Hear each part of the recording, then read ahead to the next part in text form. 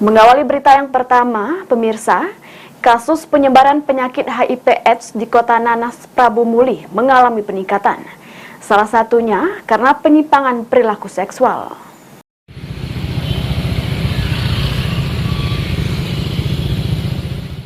Berdasarkan data deteksi kasus HIV yang dilakukan oleh Dinkes Prabu Muli dari 2022 hingga September 2023, terjadi peningkatan kasus HIV yang signifikan.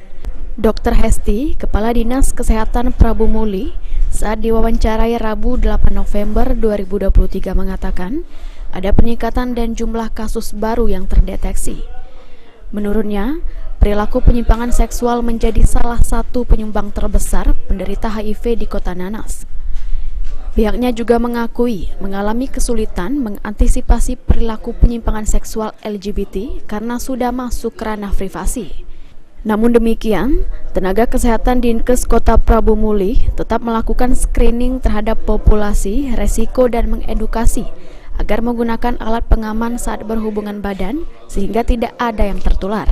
Kan memang jelas itu ada peningkatan penderita. Jadi memang edukasi itu ya yang lebih kita inginkan mereka yang punya penyimpangan perilaku seksual kan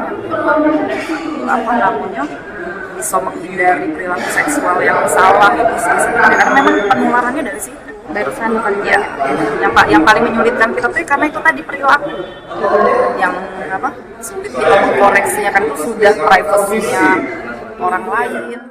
Bertambahnya jumlah kasus HIV di Kota Prabu Muli menurut Dr. Hesti juga sama banyaknya dengan Kota Palembang. Oleh karenanya, dua kota tersebut menjadi target screening kasus terhadap populasi kunci. Di antaranya wanita pekerja seks komersial, waria, lelaki seks lelaki, dan pengguna narkoba suntik. Beni Firdaus, PAL TV.